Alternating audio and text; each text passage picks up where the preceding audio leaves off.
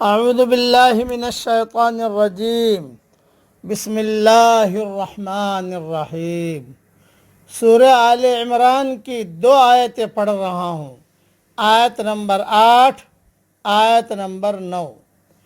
ربنا لا تزغ قلوبنا بعد إذ هديتنا وهب لنا من لدنك رحمة۔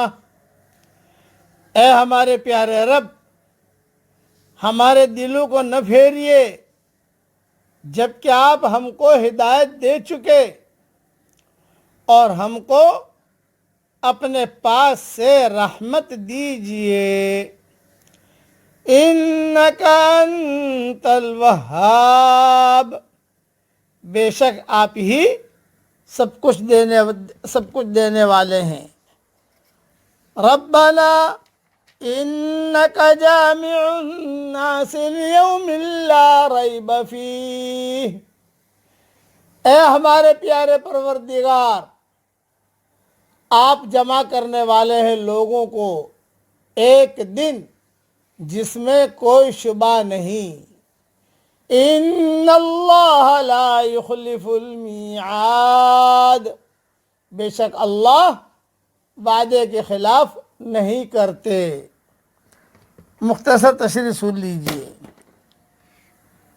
جس طرح راستے کی پھسلن ہوتی ہے، اسی طرح عقل کے سفر کی بھی پھسلن ہوتی ہے، اور عقل کی پھسلن یہ ہے کہ کسی معاملے کو آدمی اس کے صحیح رخ سے نہ دیکھے۔ کسی چیز کی حقیقت آدمی اسی وقت سمجھتا ہے جب کہ وہ اس کو اس رخ سے دیکھے جس رخ سے اس کو دیکھنا چاہیے۔ اگر وہ کسی اور رخ سے دیکھنے لگے تو عین ممکن ہے کہ وہ صحیح رائے قائم نہ کر سکے اور غلط فہمی میں پڑ کر رہ جائے۔ سب سے بڑی عقل مندی یہ ہے کہ آدمی اس راز کو جان لے کہ کسی چیز کو دیکھنے کا صحیح تری رخ کیا ہے۔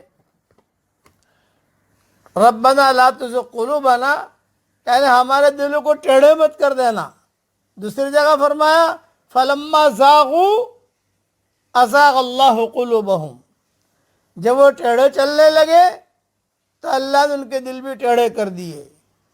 دل جو ہے ٹیڑھے کب ہوتے ہیں؟ جب صحیح رخ پر آدمی نہیں چلتا، دین کے اندر اپنی باتیں داخل کر دیتا ہے، صراط مستقیم پر نہیں چلتا۔ اس لیے ہمیشہ یہ دعا مانگتے رہنا چاہیے، اٹھتے بیٹھتے۔ فقہاء علماء نے لکھا ہے کہ اٹھتے بیٹھتے بہت دھیان سے 2 جملے آدمی کو مانگتے رہنے چاہیے۔ پڑھو میرے ساتھ، ایاک نعبد وَإِيَّاكَ نَسْتَعِينُ، اے اللہ ہم تیری عبادت کرتے ہیں اور تجھے سے مدد مانگتے ہیں۔ ایک دعا یہ ہوئی۔ دوسرا اہدنا الصراط المستقیم، اہدنا الصراط المستقیم، اے اللہ ہمیں سیدھا راستہ بتا۔ اب سیدھا راستہ بتانے کے لیے کوئی نبی تو اس وقت سامنے آئے گا نہیں، اللہ بھی سامنے نہیں آئے گا، اللہ بھی نہیں کہے گا کہ یہ سیدھا راستہ یوں چلو، کوئی نبی بھی نہیں آئے گا، حضور صلی اللہ علیہ وسلم بھی نہیں آئیں گے کہ ہاتھ پکڑ کر چلا میں یوں چلو۔ لیکن اللہ نے عقل دی ہے اور اللہ نے دلائل دیے ہیں اور اللہ نے علماء حقہ دیے ہیں اور صحیح راستہ دیا ہے۔ وَأَنَّ هَذَا صِرَاطِ مُسْتَقِيمًا فَاتَّبِعُوهُ، کہ سیدھا راستہ ہے، اس کے پیچھے پیچھے چلو۔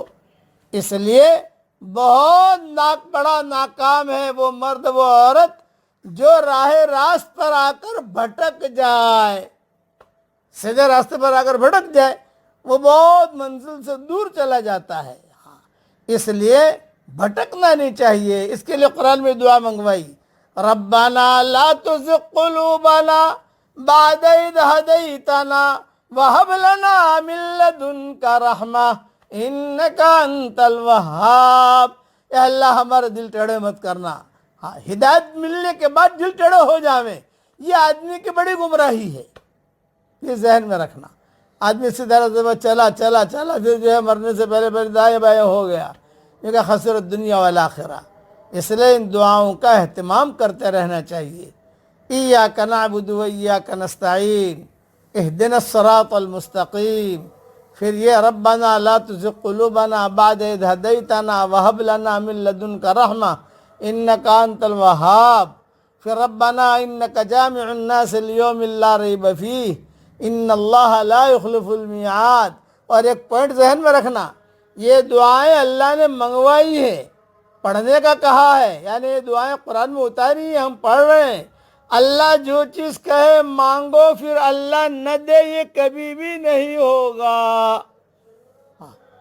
اللہ تعالیٰ کہے کبھی تم یہ مانگو، مانگنے کے لیے تو قرآن میں اتاری ہے اللہ تعالیٰ نے یہ دعائیں، اور بعض مرتبہ صحیح لفظوں میں کہا، یہ کہو قل رب اغفر وارحم وانت خیر الراحمین، قل اللہم مالک الملک تؤتی الملک من تشاء، یہ کہلوایا کہ یہ کہو یہ کہو یہ کہو۔